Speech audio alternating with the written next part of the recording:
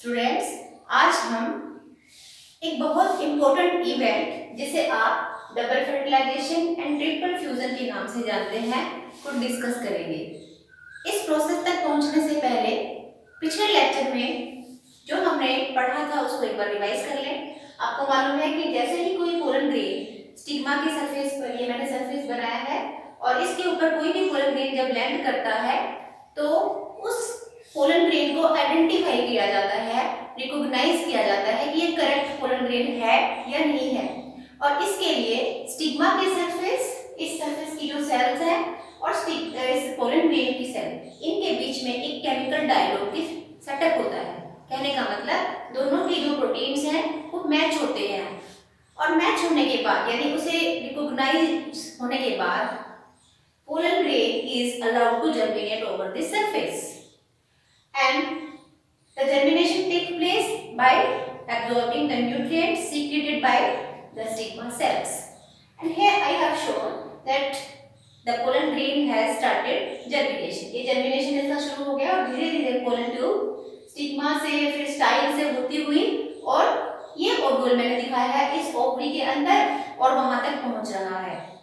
अभी जो ओव्यूल दिखाया है ये बाइटैगमिक ओव्यूल है क्योंकि इसके पास दो इंटेग्यूमेंट्स हैं और ये एक एनाट्रोपस ओव्यूल कहलाता है। इस वक्त जो मैंने ड्रॉ किया है एनाट्रोपस का मतलब होता है इन्वर्टेड ओव्यूल, या जिसकी जो माइक्रोपाइल एंड है वो ओवरी की बेस की तरफ है।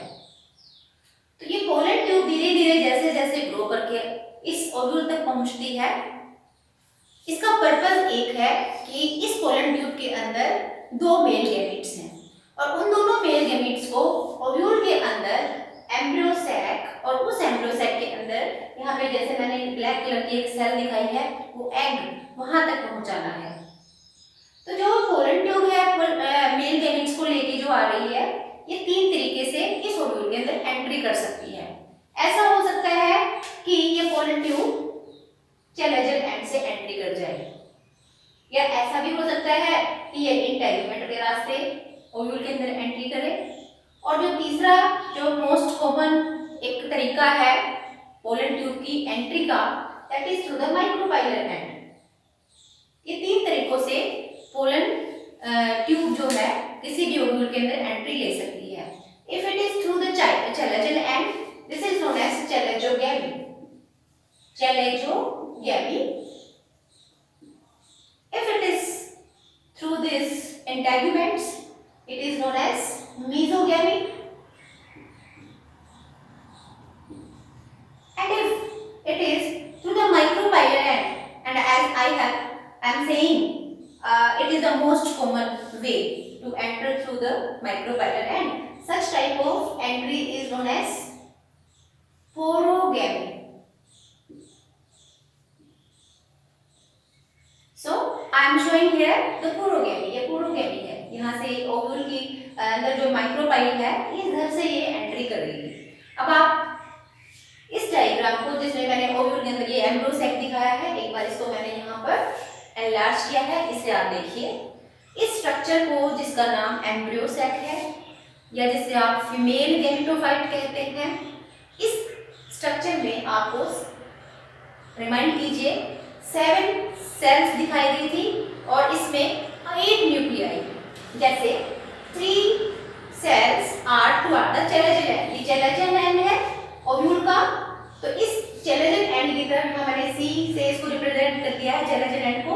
इसकी तरफ एंटीपोडल्स होती हैं 3 सेल्स। इसी तरीके से इससे बिल्कुल अपोजिट साइड यानी ओव्यूल के माइक्रोपाइलर एंड की तरफ, तो यहाँ पे मैंने एम लिखा है, और इसकी तरफ 3 और सेल्स हैं जिनमें सेंटर में ये जो सेल दिखाई है इसका नाम रखा है एग, जो बाकी की दोनों सेल से थोड़ी सी बड़ी है। और ये दोनों सेल्स जो एग के दोनों तरफ है इनको हम सिनर्जिड्स कहते हैं। बीच में एक सेल है जिसका नाम सेंट्रल सेल रखा गया था और इसके पास 2 न्यूक्लियाई है जिसको आप पोलर न्यूक्लियाई कहते हैं। और इस पूरे स्ट्रक्चर में काउंट करें तो टोटल 8 न्यूक्लियाई होते हैं। 7 सेल्स हैं और 8 न्यूक्लियाई हैं। 3 cells 6 and central cell 7 cell, and अगर न्यूक्लियाई काउंट करें तो 3 और 3 इन तीनों 6 सेल्स के और दो इस सेंट्रल सेल के दो न्यूक्लियाई, जिनको आप पोलर न्यूक्लियाई कहते हैं। अब सिनर्जिड्स की एक इंपॉर्टेंट कैरेक्टरिस्टिक फीचर होती है, वो और हम समझ लें। यहाँ पे मैंने रेड कलर से कुछ मार्किंग्स दिखाई हैं। I have shown here some finger like projections. इस तरीके से ऐसे कुछ फिंगर लाइक प्रोजेक्शंस दिखाए हैं। इन फिंगर लाइक प्रोजेक्शंस को कहा जाता है filiform apparatus. I have written here filiform apparatus। और इस स्ट्रक्चर को थोड़ा सा और एनलार्ज करके मैंने यहाँ दिखाया है। ये एम्ब्रियोसेक की लोअर वॉल है, ये वाली वॉल, और इस वॉल के यानी माइक्रोबाइलर एंड की तरफ मैंने ये 3 सेल्स दिखाई हैं। इन तीनों सेल्स को मिला के हम एग एपरेटस भी कहते हैं। और ये जो तीनों सेल्स हैं, इनमें सेंटर वाली एग, 2 स्मॉलर सेल्स सिनर्जिड्स, और सिनर्जिड्स के पास है फिलिफॉर्म एपरेटस। अब ये फिलिफॉर्म एपरेटस क्या काम करता है, ये अब हम आगे जो इवेंट्स चलेंगे उनमें हम इसकी बात करेंगे। उससे पहले एक और बात हम समझ लें कि अभी ये सारा का सारा स्ट्रक्चर हैप्लॉइड नेचर का है। हर न्यूक्लियाई के अंदर, हर न्यूक्लियस के अंदर सिंगल सेट है क्रोमोसोम्स का, सभी हैप्लॉइड सेल्स हैं यहाँ पर। इवन सेंट्रल सेल जिसके पास है तो 2 न्यूक्लियाई, लेकिन क्योंकि वो फ्यूज्ड नहीं है, वो अलग अलग है, इसलिए ये भी इस वक्त एक एक सेट लिए हुए हैं क्रोमोसोम्स का, इसलिए ये भी हैप्लॉइड है। तो इस स्ट्रक्चर में अब नेक्स्ट इवेंट क्या होने वाला है, जैसे ही पोलन ट्यूब इन दो मेल गैमीट्स है इसमें और एक वेजिटेटिव न्यूक्लियस है, तो इन तीनों को और इसमें जो साइटोप्लाज्मिक कंटेंट वेजिटेटिव सेल का, इन सबको लेकर यहाँ इस ओव्यूल के माइक्रोबाइलर एंड तक पहुंच चुकी है। पर्पस क्या है कि इसमें जो मेल गैमीट है वो इस एग तक पहुंच जाए। तो यहाँ पे मैंने एक और पोलन ट्यूब शो की है जिससे कि हम इवेंट्स को थोड़ा सा क्लियरली स्टडी कर सके। अब होता क्या है, फिलिफॉर्म एपरेटस, इनका काम होता है पोलन ट्यूब को गाइड करना, उसको एक तरीके से ये आइडिया देना कि एग किस साइड है, कहां पर है। तो this guidance is by this filiform apparatus. When this pollen tube reaches near this egg apparatus, one of the synergid, इन दोनों में से कोई एक synergid डीजनरेट करना शुरू कर देता है। One of the synergid starts degenerating, and this degenerating synergid will release chemicals, and these chemicals will attract the pollen tube towards the egg cell. तो जैसे ही ये पोलन ट्यूब इसकी तरफ अट्रैक्ट होती है, यहाँ पर एग की तरफ, यहाँ ये डीजनरेट कर रहा है। लेट्स शो, ये ऐसे मैं दिखा देती हूँ कि ये डीजनरेट करना शुरू कर दिया है।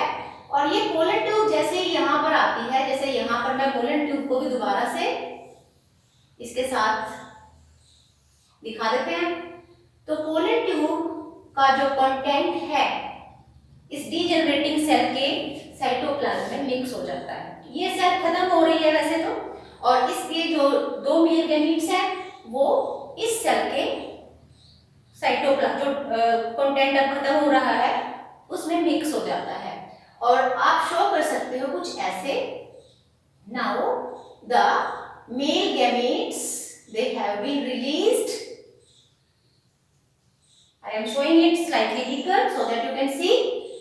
ये 2 मेल गैमीट्स हैं वो इस एम्ब्रियोसेक के अंदर अब एंट्री कर चुके हैं। यहाँ से इसका कंटेंट निकलकर जहां पे पहले सिनर्जिड की सेल थी वहां पर आ चुका है। ठीक है, तो ये 2 मेल गैमीट हैं।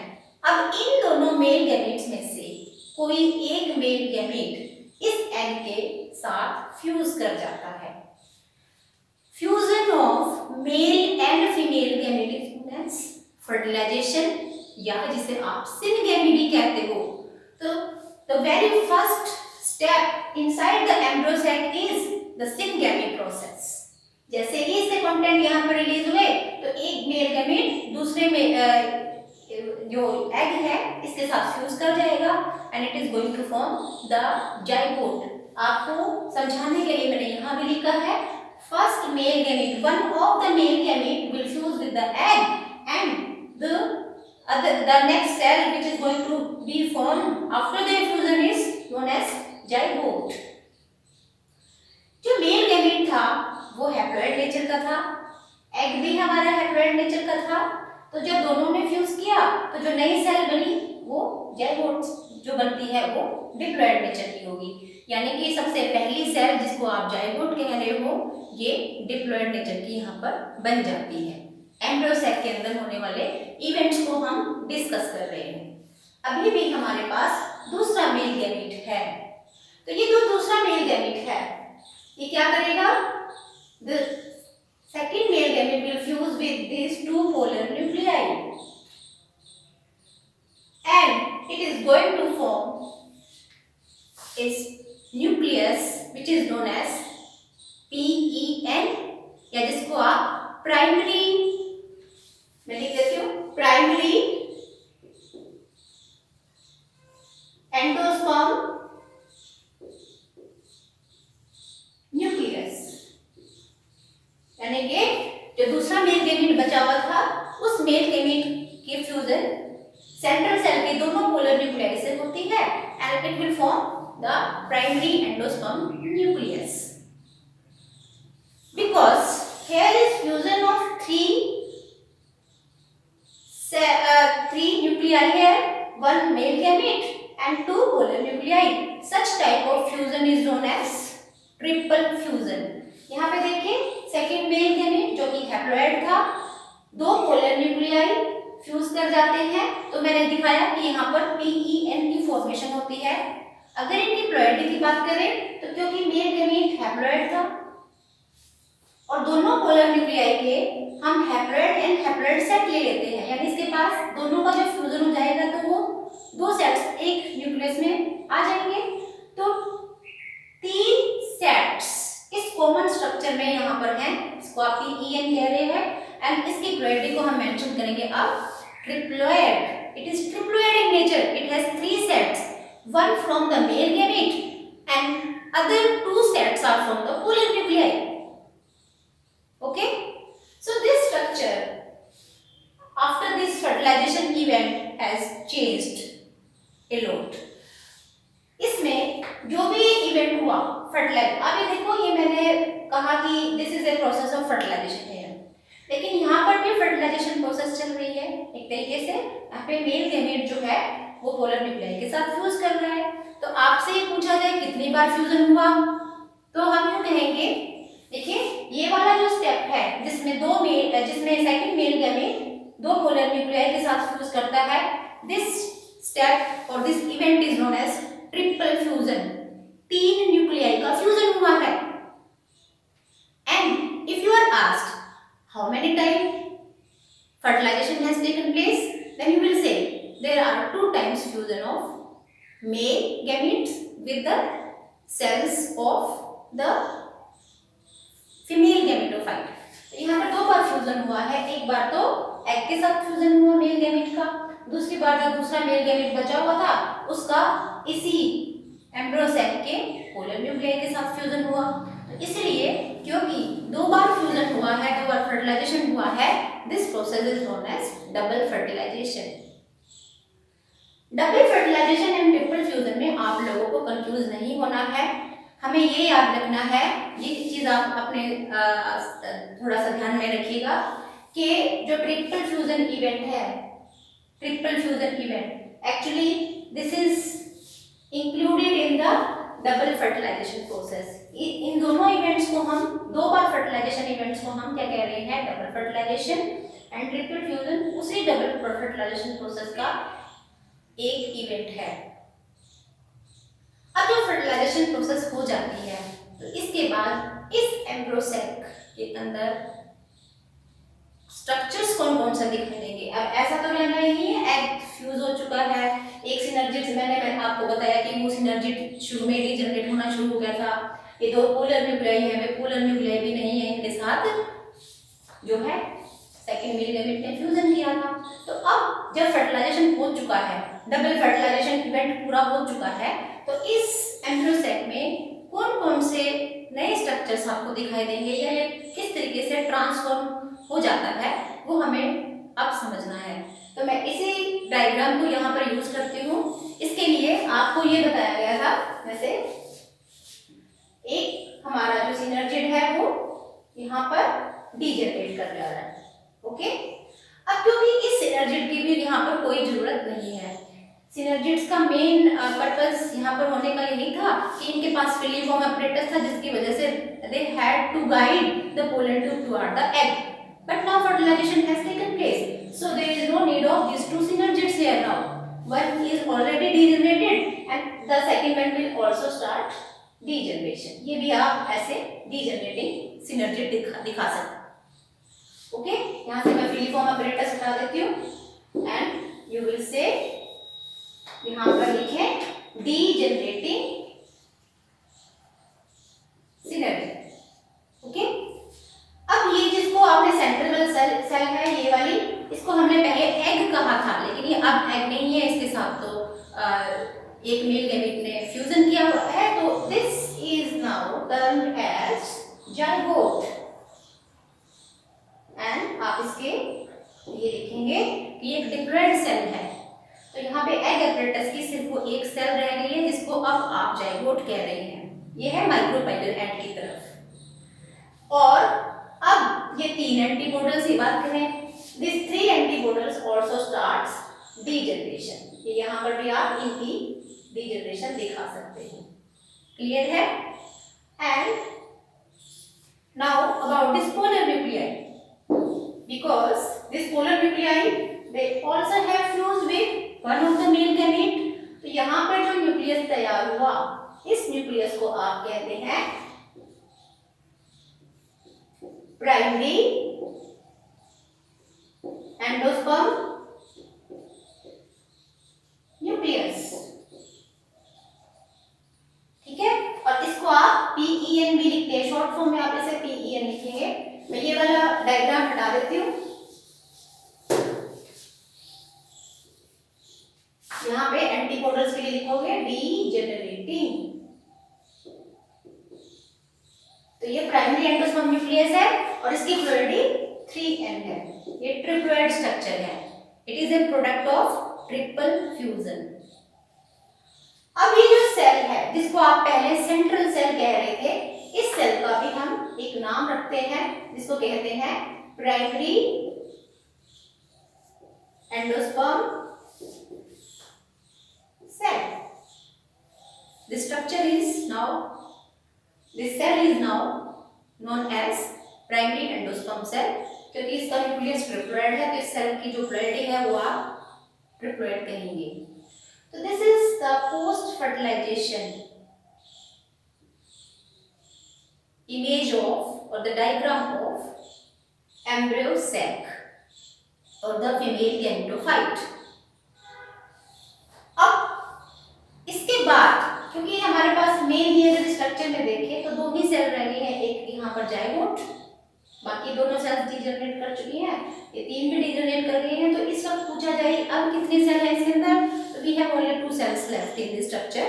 One is zygote which is product of syngamy, one is PEC which is a product of triple fusion. So what is purpose of formation of both these cells here? इनका क्या काम है? तो इसमें आपको याद रखना है दिस जाइगोट, यहाँ पे मैं स्ट्रक्चर भी हटा देती हूँ। The zygote will form the embryo. यही वो सेल है जिससे एम्ब्रियो या अनडिफरेंशिएटेड प्लांट बॉडी तैयार होगी, embryo. And this PEC, this is going to give rise to endosperm. Endosperm, which is going to be a triploid tissue. Endosperm, जैसे इसके बारे में मैंने कहा embryo is the future plant, लेकिन ये जो एंडोस्पर्म है ये एक न्यूट्रिटिव टिश्यू होता है। न्यूट्रिटिव टिश्यू इसलिए जरूरत पड़ेगी क्योंकि ये जाइगोट से जैसे जैसे एम्ब्रियो की डेवलपमेंट शुरू होगी तो उसे आसपास अपने फूड चाहिए होगा, और वो फूड जो है वो एंडोस्पर्म प्रोवाइड करेगा। एंड यहाँ पे हम लिख सकते हो this is going to be a tissue. Okay. Now if we see the structure of this carpel here, ये सारा इवेंट जो है फीमेल गैमेटोफाइट में जो भी कुछ इवेंट्स हुए हैं वो एक्चुअली ओवरी में इस ओव्यूल के अंदर और वो एम्ब्रोसाइट इसके अंदर है वहां पर हुए हैं। तो क्या इस ओवरी में या इस ओव्यूल में यहाँ पर भी कुछ चेंज आएंगे? तो उसके लिए आप थोड़ा सा याद रखें, this ovary after fertilisation is going to change into, यहाँ मैंने ओवरी लिखा तो आप लिखोगे कि it is going to change into fruit, इसका बाद में फ्रूट बन जाएगा। ओव्यूल जो है, ovule is going to convert into seed, ovule will be transformed into seed after fertilisation. ये जो इंटेगुमेंट्स दिखाए हैं, integuments, these integuments they are going to change into seed coat. Okay, तो फर्टिलाइजेशन के बाद जब फ्रूट बनना शुरू हो जाता है, फ्रूट फॉर्मेशन शुरू हो जाती है, तब वो फ्रूट एक्चुअली ओवरी से, कार्पल के इस ओवरी से बना होता है ज्यादातर, अगर वो ट्रू फ्रूट है तो ओवरी से, और उस फ्रूट के अंदर जो सीड्स होते हैं एक्चुअली वो रिप्रेजेंट करते हैं कि वो पहले ओव्यूल रहे होंगे, वो ओव्यूल्स कितने हैं, कितने रहे होंगे, ये डिसाइड करेगा कि उस फ्रूट के अंदर कितने सीड्स होते हैं। ठीक है, तो ओवरी से फ्रूट बननी है, इस ओव्यूल से सीड बन जाएगा, इनका सीड का जो कवर होता है जिसको आप सीड कोट कहते हो वो एक्चुअली ओव्यूल का इंटेगुमेंट होता है। लेकिन एक सीड के अंदर दो और चीजें होती हैं, एक तो वो फ्यूचर प्लांट जिसको आप एम्ब्रियो कहते हो, और एक उस एम्ब्रियो के आसपास जितना भी फूड होता है जिसको आप एंडोस्पर्म कह सकते हो। तो अब जरूरत है कि इस ओव्यूल के अंदर ये जो एम्ब्रोसैक और इस एम्ब्रोसैक का जो अब फ्यूचर स्ट्रक्चर ये जो अब ये हो गया है, इससे एम्ब्रियो की फॉर्मेशन और एंडोस्पर्म की फॉर्मेशन हम देखें कि वो कैसे होगी।